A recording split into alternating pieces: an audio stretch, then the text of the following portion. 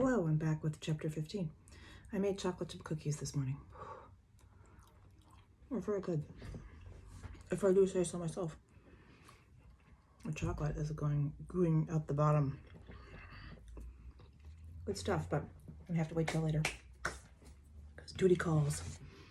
Okay, ready for 15. All right, ready. Solving one problem can create another. That's what the title is called. I look over the top of my sketchbook at Jason's mother standing alone. Before I can ask where Jason is, she opens the door and he comes into the waiting room on his own. He has a new wheelchair with a joystick on the armrest. His fingers circle the joystick and the wheelchair whirs past the front windows, across the carpet, right up beside me. Wow. I toss my sketchbook on the waiting room couch. How wonderful, Mom says. He never wanted a motorized chair before. Mrs. Morehouse smiles at Mom, but lately he wants to do lots of things for himself. He's even doing his hand exercises again. Jason reddens, flipping open his communication book. And since his birthday is this weekend, Mrs. Morehouse continues, his father and I knew this would be the perfect present for him. This is cool. I lean close for a good look. How's it work? Jason positions his hand on the joystick and the chair surges, a foot forward and then back. Catherine, walk outside. Me too. You want to take a walk outside? I glance at his mother. With me? Take my cell phone. She opens her purse. Call here if you need any help.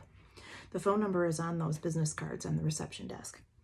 The receptionist circles the phone number on the card, but even with the number, the cell phone, 2 blank cards, and a pencil in my pocket, I don't feel prepared. What if I can't help him? Or if he needs something and I can't understand him?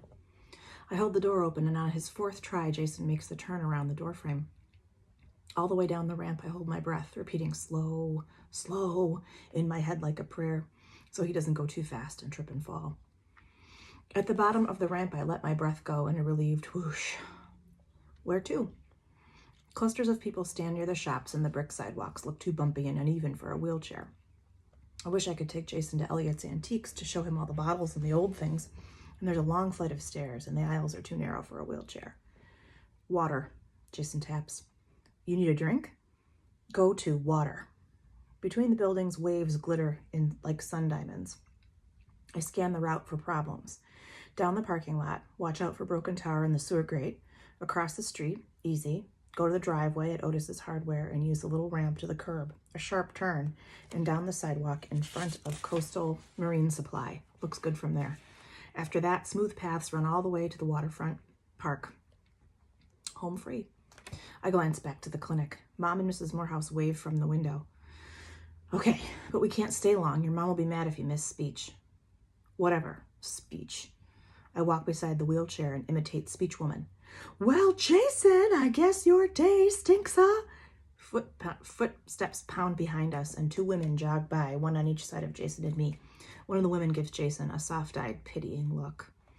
Watching the soles of their sneakers running away, I push my hands into my pocket, touching my pencil, the business card, and the flat-top buttons of Jason's mother's cell phone. Maybe I shouldn't have agreed to go so far. As we reach the crosswalk, a car stops for us. I stare at the curls of hair on the back of Jason's neck as we cross the street. An old couple stands at the curb, the woman hunting for something in her purse. Excuse me, I say, we need the ramp. Oh, sorry. The man glances at Jason's legs.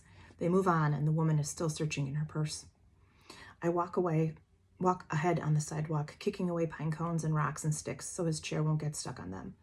When I turn back, Jason's coming up behind me, his fingers resting in sharp angles on his communication book, his eyes fixed on the water. It's beautiful, isn't it? I say. He nods. More than. Awesome. What? What word means more than awesome? I ask. Yes. Looking across the sun-dazzled waves, I have no word. I think after awesome, you're pretty much done with words. Make card more than words. Even though we're blocking the sidewalk and people have to step on the grass to go around us, I take a blank card from my pocket and write more than words across the top. Searching for something to draw, not even the ocean seems enough. No picture. In his book, the card stands out against the others I've made, plain as a field of new snow. You're right, I say. This way, it can be anything you imagine. The air smells fishy, a green-brown, deep water smell. I chose the path winding along the shore, leading to a row of red-painted benches facing the ocean. Down the shoreline, a fishing boat pulls up to the dock at the seafood restaurant, and a man in a long white apron rushes down the gangplank to meet the boat. Side by side, Jason and I take up the whole path. A girl bumps my arm, rushing around us, walking 2 black poodles. "Sorry," she says over her shoulder. I whisper to Jason, "She's late for the dog show." Jason flashes me a grin. "Maybe that bench by the wharf?" Usually I love listening to the pilings creaking, purring boat motors, and the sharp kyow of gulls, but today my ears are full of the sound of Jason's wheelchair and the silence of people who suddenly stop talking as we pass. A man meets my gaze. He smiles, but I can only nod back, unable to let go of the clench in my teeth. At the long town wharf, the seagull stands on twig legs, facing the wind, shaking his feathers dry. He reaches around to preen his wing as a group of preschoolers leans over the wharf railing, dropping rocks off the side. I hear snatches of voices come closer to the wharf. "You don't even need this, but it'll make you feel better." Reaching down, a girl puts a bandage on a little boy's elbow. Her head is bowed, but I know her hair parted on the side, a strand separate from having been twirled. I fall to one knee on the path and dip my head to peer between the slats of the empty bench. "Was that boy in an accident?" the child asks, pointing to Jason. "Did he get hurt?" I watch Christy startle, looking at Jason. She turns away quickly and touches her index finger to the child's lips. "Shh, it's not polite to talk about people." Jason backs his wheelchair up the path toward me, and I lean so his chair is between Christy and me. He stops, struggling to look over his shoulder at me. "I'm coming," I say. He taps, but I can't see his communication book from the ground, and I'm too scared to stand up. My shoelace is tied, but I hold the loops in my fingers, knowing when I'll let go I'll have to do something. Why can't I just stand up and say, "Hi, Christy"? "Okay, grab your partner's hand, everyone," a woman yells. "Time to get back to the bus." I peek, enough to see Christy take the child's hand. She follows the line of the children, stuffing bandage wrappers in her shorts pocket. I stand slowly. I'm all set. At the empty bench closest to the wharf, I sit on the very edge of the wooden seat and watch Christy growing tinier and farther as she walks down the pathway. Jason taps, and I tear my focus away from Christy, passing the streetlight to the edge of the park. "Catherine, pretty today." I nod. "It is a very pretty day." Jason touches my arm. "Catherine, pretty." My neck feels prickly. I rub it, looking down to a frill of seaweed, bits of rope, and a broken lobster trap caught between the huge rocks at the water's edge. What does he mean? Is he being nice or telling me he likes me? When things get confusing, make a joke. "No," I cross my eyes at him. "I'm a dork." Jason doesn't smile. "We should get back. Speechwoman will be coming to get you." But Jason doesn't circle his fingers on the joystick. He turns to a new page in his communication book. "My birthday party. Do you want to come?" The card sits alone on a page. New and homemade. "My birthday party. Has red and blue balloons and a chocolate brown cake." I don't know why, but I feel jealous that his mom made him nicer cards than usual.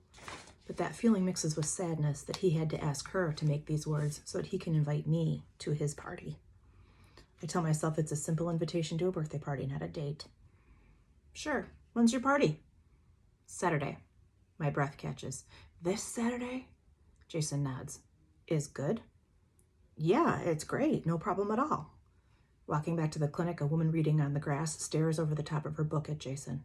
I stare back.